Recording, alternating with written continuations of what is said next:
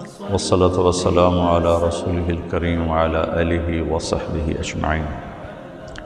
اللہ کا لاکھ لاکھ شکر ہے جس نے ہمیں رمضان المبارک کا مہینہ نصیب فرمایا، ہمیں زندہ رکھا صحت عافیت کے ساتھ۔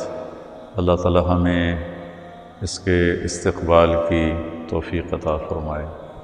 ایک دفعہ اللہ کے نبی نے بڑے خوبصورت اور عجیب طریقے سے رمضان کی آمد کو بیان فرمایا۔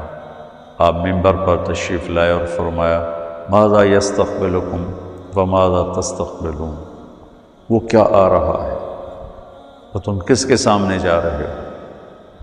پھر دوبارہ دہرایا ماذا یستقبلکم وماذا تستقبلون، وہ کیا آ رہا ہے، وہ تمہارے سامنے کیا آ رہا ہے اور تم کس کے سامنے جا رہے ہو؟ پھر تیسری دفعہ ماذا یستقبلکم وماذا تستقبلون، وہ کیا آ رہا ہے، تم کس کے سامنے جا رہے ہیں؟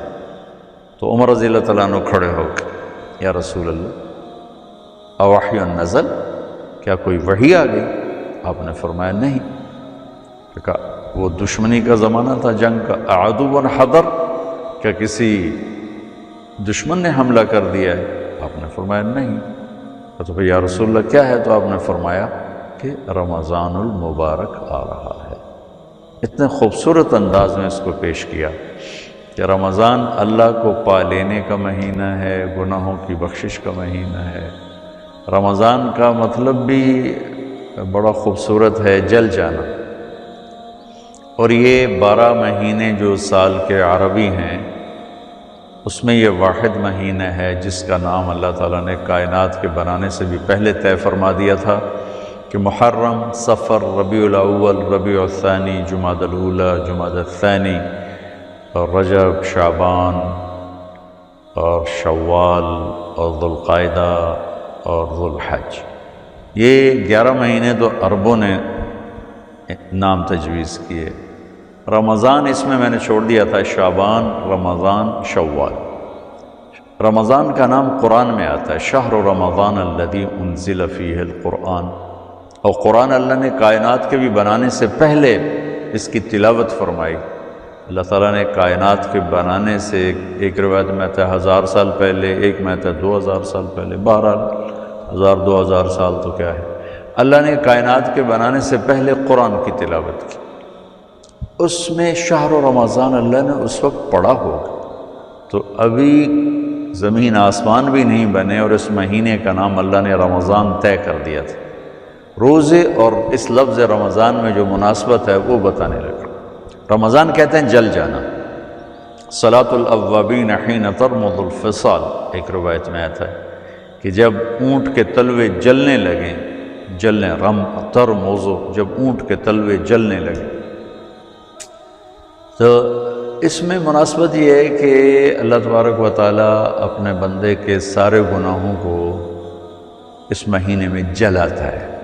وہ آگے میں واضح کرنے کے لیے کہتا ہوں اور بات کو ذرا کھولنے کے لیے کہتا ہوں کہ جیسے آگ میں چیزیں جلتی ہیں اور راکھ ہو جاتی ہیں، جب انسان روزہ رکھتا ہے تو اسے بھوک اور پیاس لگتی، اور خاص طور پہ ماشاءاللہ جیسے آج کل کے روزے ہیں، بھوک بھی خوب لگتی ہے، پیاس بھی خوب لگتی ہے، تو اس سے اندر میں ایک تپش پیدا ہوتی ہے، ایک حرارت پیدا ہوتی ہے، تو وہ گویا ایک بھٹی بن جاتی۔ اور اس میں اللہ تعالیٰ ہمارے پچھلے جو 335 دن کے گناہ ہوتے ہیں ان کو اللہ تھوڑا تھوڑا کر کے ڈال رہا ہے۔ یہ بات واضح کرنے کے لیے اور تھوڑا سا سمجھانے کے لیے ہے کہ رمضان کا یہاں خوبصورت مطلب کیسے بن رہا ہے۔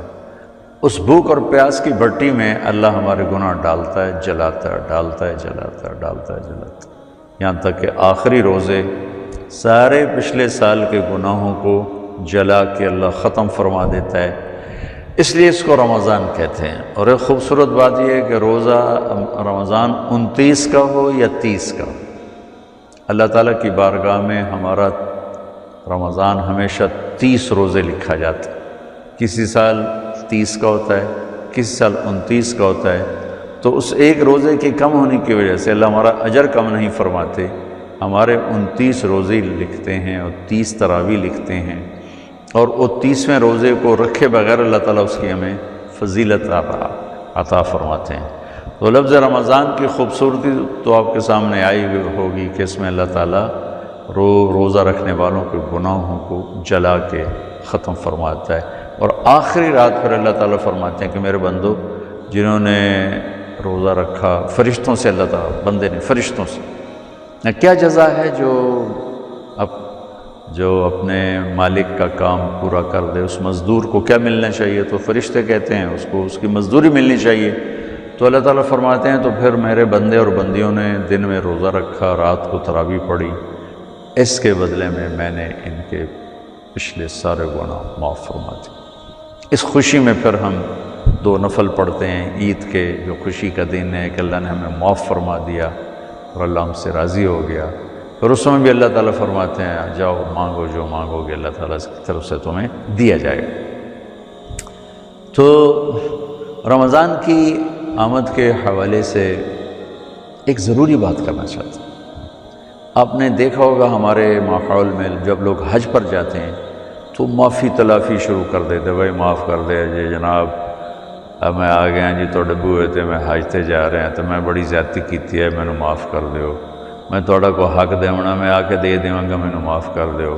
یہ ہمارے سارے کم از کم پنجاب میں تو یہ ہے تہذیب کہ لوگ حج پر جانے سے پہلے معافیاں مانگتے ہیں، کسی پر زیادتی کی ہو تو جا کے معافی مانگتے ہیں، کوئی زیادتی کر گیا تو اسے معاف کرتے ہیں کہ یار میرا حج ٹھیک ہو جائے، حج ٹھیک ہو جائے۔ میں یہ عرض کرنا چاہتا ہوں کہ روزہ حج سے بڑا فرض ہے۔ سب سے بڑا فرض ایمان کے بعد ہے نماز، اس کے بعد ہے روزہ، اس کے بعد ہے زکوٰۃ، اور سب سے آخر میں ہے حج۔ لیکن حج پر جانے کے لیے ہم سارے بڑا اہتمام کرتے ہیں، اور روزے کا اس سے زیادہ اہتمام کرنا چاہیے کہ رمضان آ رہا ہے اور بخشش کا مہینہ آ رہا ہے۔ حج میں صرف ایک دن اللہ کا عرش پہلے آسمان پر آتا ہے اور وہ ہے 9 ذوالحج، عرفات کا دن، لیکن رمضان میں پورے 30 دن اللہ تعالیٰ کا عرش پہلے آسمان پر ہوتا ہے، اور مسلسل وہاں سے اعلان ہوتا ہے، کوئی مانگنے والا، کوئی بخشش چاہنے والا، کوئی جنت مانگنے والا، کوئی صحت چاہنے والا، کوئی رزق مانگنے والا، مسلسل اعلان ہوتا ہے۔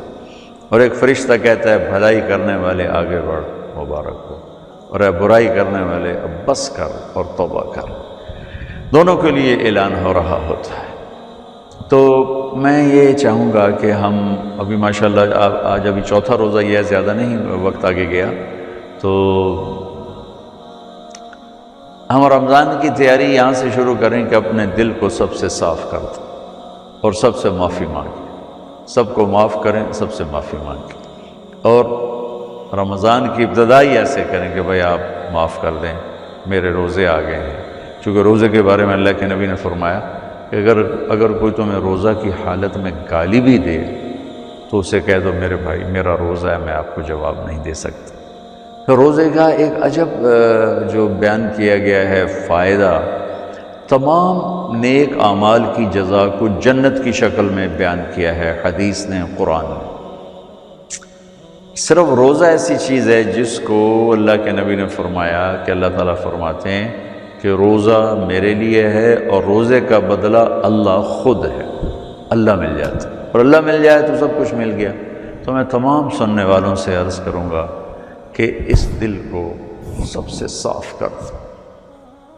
اللہ کے نبی کی ایک حدیث سناتا ہوں، آپ نے حضرت انس رضی اللہ تعالیٰ عنہ سے فرمایا کہ میرے بیٹے انس، یا بنی ان قدرت ان تصبح وتمسی وليس في قلبك غش لأحد فافعل، کہ میرے بیٹے انس نے حضرت انس نے 10 سال ہمارے نبی کی خدمت کی، تو آپ نے کہا میرے بیٹے انس اگر تو یہ کر سکے تو بہت بڑی بات ہے کہ اس دل کو سب سے صاف کر دے۔ غش نصیحت کے مقابلے میں آتا ہے، نصیحت ہوتا ہے خیر خواہی چاہنا، اور غش ہوتا ہے برائی چاہنا۔ اس کی ساری شکلیں اس ایک لفظ کے اندر موجود ہیں، کسی کی نفرت، کسی کی حقارت، کسی کی برائی، اور کسی کو نقصان پہنچانا، کسی کو نقصان پہنچانے کی تمنا کرنا، کسی کے لیے حسد کرنا، کسی کے لیے کینہ رکھنا، کسی کے لیے بغض رکھنا، تمام کے لیے لفظ غش، جیسے ہر قسم کی خیر خواہی کے لیے لفظ نصیحت ہے، تو ہر قسم کی کسی انسان مرد عورت کے بارے میں برائی کے جو جذبے ہیں اس کے لیے ایک لفظ ہے غش۔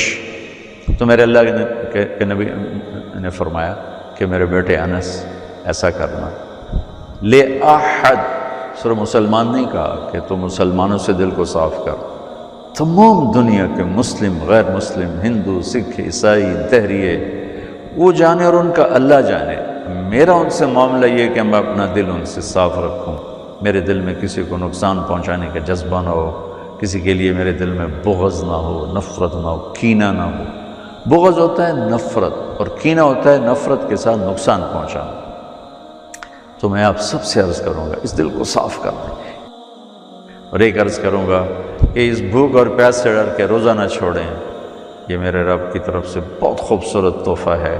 تھوڑی تھوڑی تکلیف کے لیے، تھوڑے تھوڑے نفع کے لیے لوگ ہمالیہ پہاڑ جیسی تکلیفیں اٹھاتے ہیں، اس روزے کے پیچھے میں اللہ ملنے والا ہے، اور اللہ کے لیے تھوڑی سی تکلیف، تھوڑی سی پیاس کوئی بڑا مسئلہ نہیں۔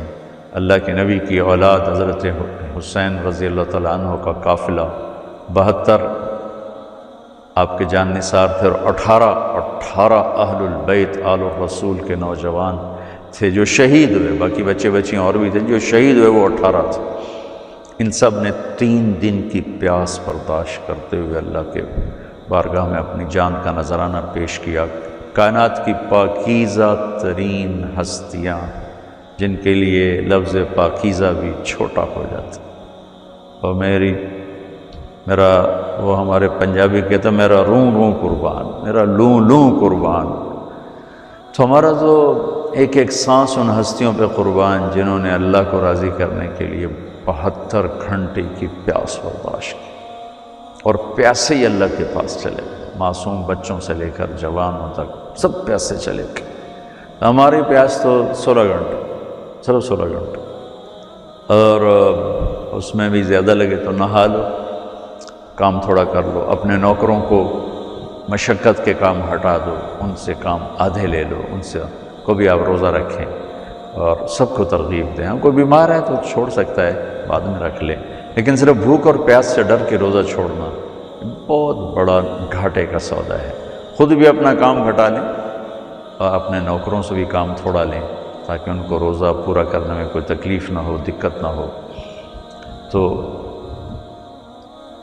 دلوں کو صاف کر دیں۔ اور روزہ کیا ہے؟